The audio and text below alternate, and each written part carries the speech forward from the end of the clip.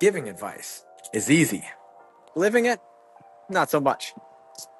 In today's episode, this is the second half of my conversation with my good friend, Spencer Jones, and we talk about, well, a few things. For starters, if it's a problem, make it a priority.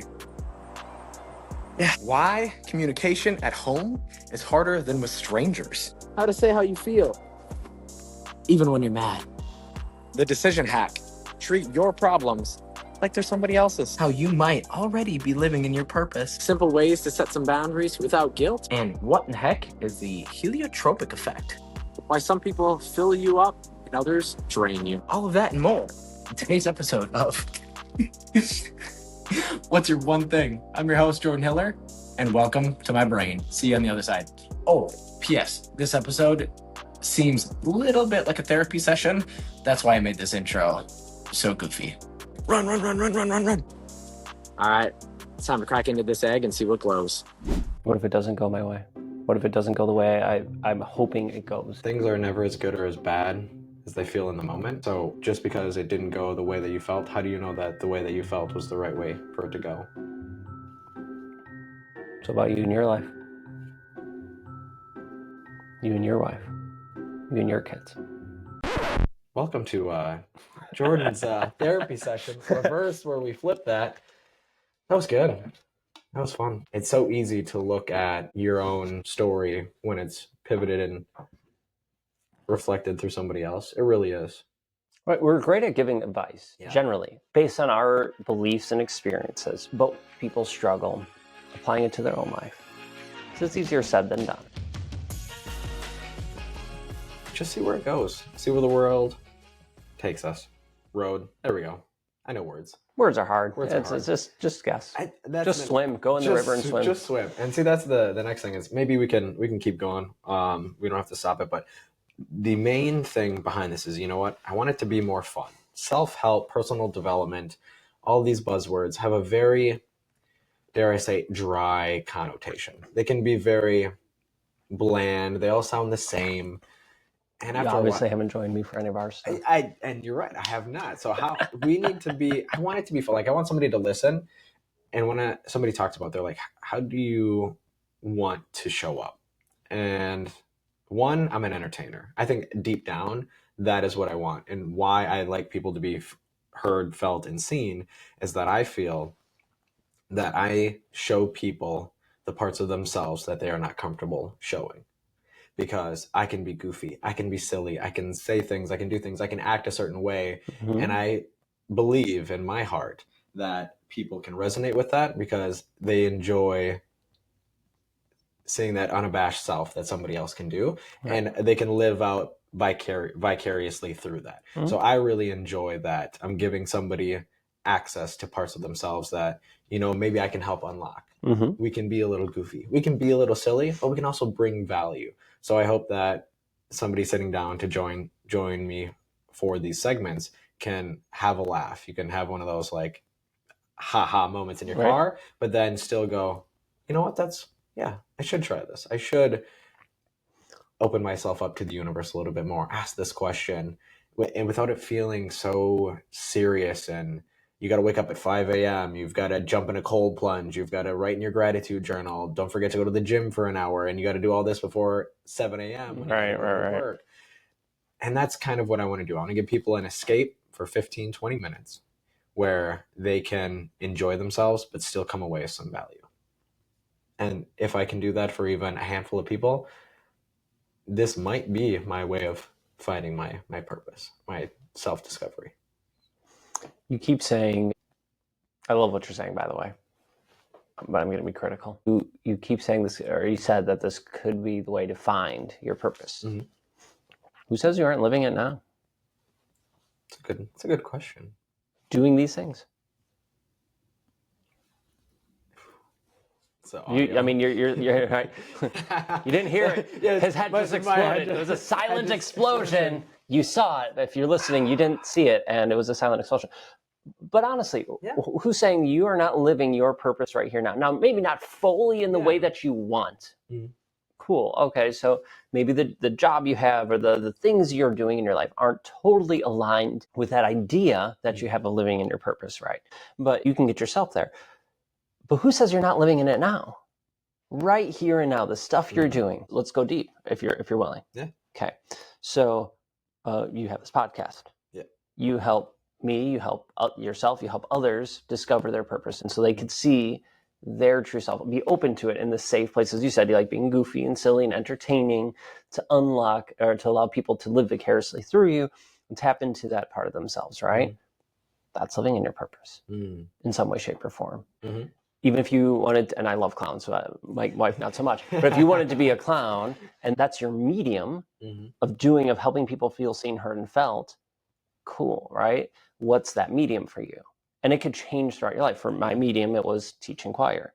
I didn't know it at the time, right? It was teaching ballroom and these different things. So it's teaching the stuff I teach now.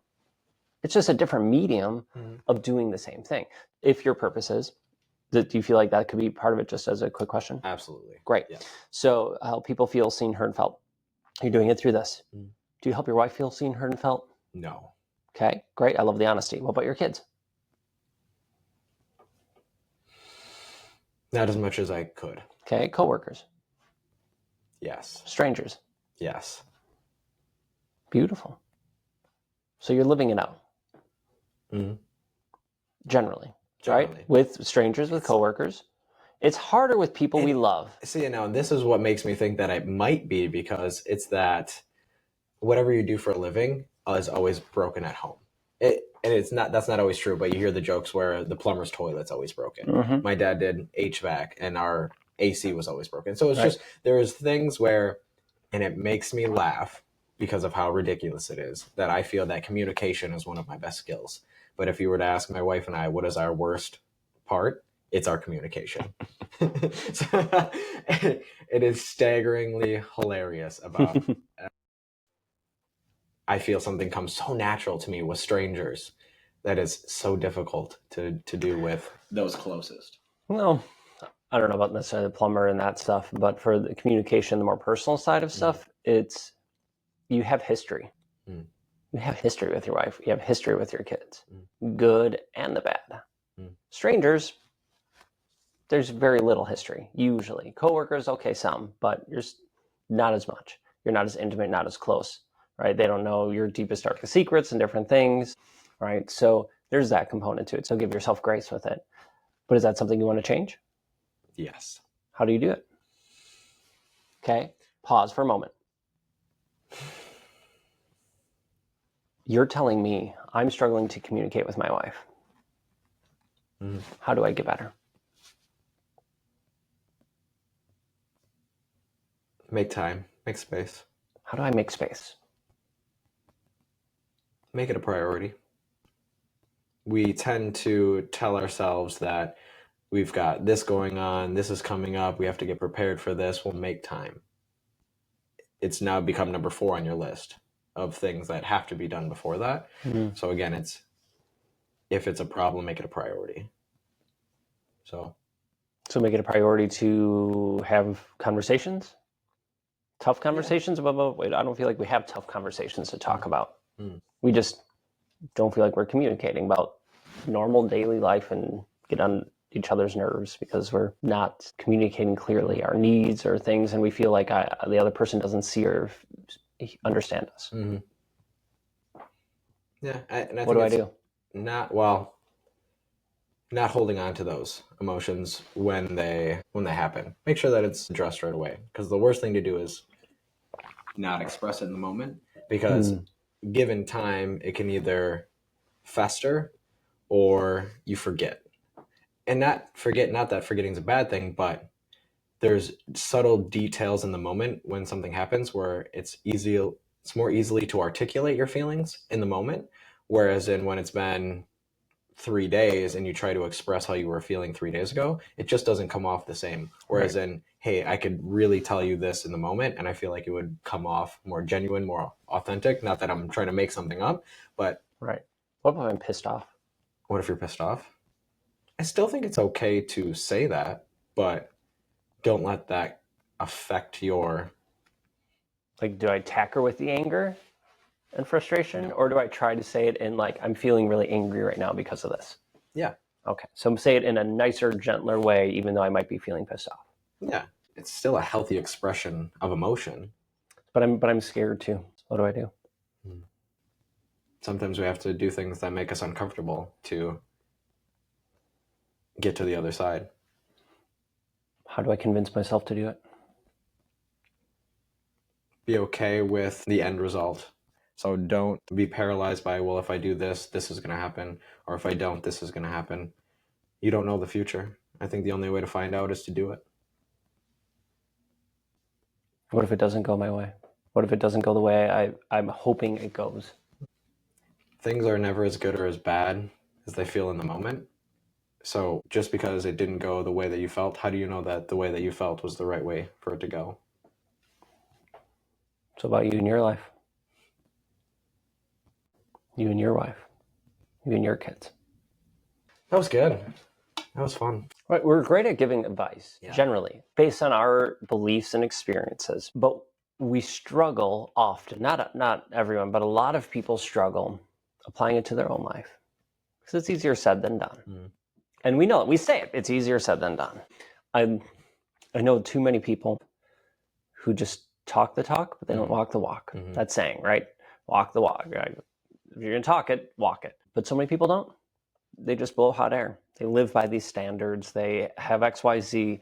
And then when you get to know them, or you look even a little closer, you go, well, you don't live by those values. You don't, like, you say those things because it sounds good, but that's not you.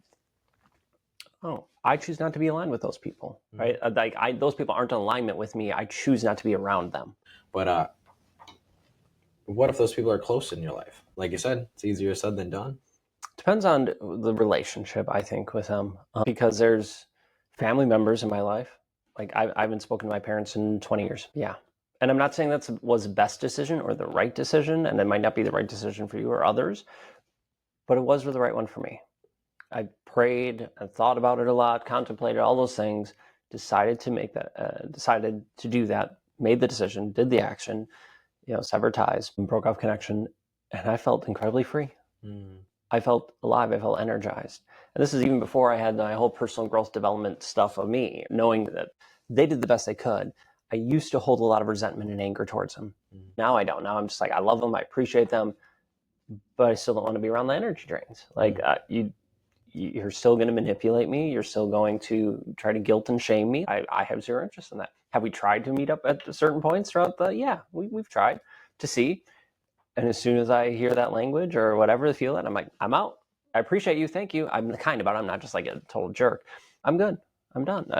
And some people could disagree with that. Honor your mother and father. Well, yes, I appreciate all they did. I'm honoring them by doing that. But that doesn't mean I need to hurt or suffer or lower my energy by being around them. So that's my parents. Drastic decision for many. My brothers, I very rarely ever talk to, similar reasons. But I have other people in my life who are friends. We'll say friends, an example. I don't have these people in my life currently, but I did. Friends who were in my life who were friends for a long time before I started to become aware and all these things. And then I realized, I'm every time I hang out with them, I feel drained. I feel exhausted, or I start questioning my worth or values and who am I? Am I doing the right thing? Every time I hang out with them. Warning signs, there could be an energy drain, energy vampire in your life. So, well, you stop reaching out to them. You stop having the communications with them. If you're initiating it, especially if they initiate it, cool. And you could say, no, thank you. And the universe has an amazing way. Once you decide that they're not aligned, it almost automatically starts separating you, right? So you don't have to do any work really. But sometimes you need to explain it. Sometimes they are good friends and you need to set that boundary with them. Nope, this is it. I don't talk about that. We don't do these things. Or I think we need to part ways. Right? I've had it done every which way, where I didn't say anything at part ways. I had to have those tough conversations. It sucks, but when it's aligned with you and where you're going, it's incredibly freeing afterwards. Scary and frustrating and hard in the moment, but freeing afterwards. With friends or family members or other people you just can't. Like you can't totally not see, right? I have some people in my life like that. One person in particular, and I love them dearly, but also I can't not not see them just given the situation. So what can I do? Well, set time limits, right? There's times I'm like, I'm not going to go over. I'm good. Like I'm good. Or I'm going to be there. I have an hour. Yep. Cool. Because then I have a hard time. They know I have a hard time. I have an hour. Okay, cool. I have an appointment. You know what the appointment is? My own sanity. Yeah. Right? I have an appointment with my sanity out here. There's nothing wrong with it. You got to protect your own sanity. And for people who are open, who are willing to love and support and give value, you, me, others, the people, the energy vampires, are attracted to it. Yeah, right? No, totally. It's called the heliotropic effect. It's really cool. You know how sunflowers track the sun? Yeah. Well, people do the same thing. It's called the heliotropic effect. They're attracted towards those positive, energetic people. So for you and for me, especially, I'll just give myself as an example. So I'm not famous by any means, but gaining more and more following, getting more and more known, I attract a lot of people who are woe is me, the victim mentality, people who want a better life, but aren't willing to do the work because they're so involved in that victim mentality, woe is me. And the biggest thing is I can't judge them for it. I can, but I don't want to, because that doesn't serve or help them. That's just the way they're going through life right now. Can they change? Sure, if they choose to. And can I help them? Sure, if they choose to, but they have to be willing to, right? The biggest So, thing, yeah. right? They So have to be. we attract the people from our energy, our shiny light. They're like, ooh, this is shiny. But they don't think about it. Most people aren't like, oh, I'm going to steal his energy. They're just automatically attracted to us because of the energy we share. So now they're going, oh, cool, I want to get to know this person. And they don't know they're draining. They just know that they feel better around you. Why do they feel better around you? Because they're taking your energy. They're getting energy, so their cup is getting filled. They feel, oh, yes, I feel replenished. Not the words that they're saying, but the way they feel. But you go, oh, I'm so drained. Why? Because they just took your energy. Well, all right. That was a good ramble. That was a good time. So Spencer Jones from Jones and 4. Thank you for joining me for this hour today. I'll we'll see how it's probably be 2 sessions here. You get the focus session of purpose and why, and then you get this fun rambling session. And you know what? If he shares this out, please comment. Let us know. Let us know. Yes. Comment if you're watching this the video of it. Comment. Let us know what takeaways you've had of either side of this. And if you're listening on the podcast, email him or message him. You can message me at Jonesinfor, JONESINFOR, and let me know what your favorite takeaway or part was. Or you like, that was crap, don't go off script again. Like, Spotify, you can just leave comments. You can just do it right. Oh, you can do that? So you leave it on Spotify. Leave it on Spotify. I didn't know you could do that. All right, Spencer. Always a pleasure. We'll do this again.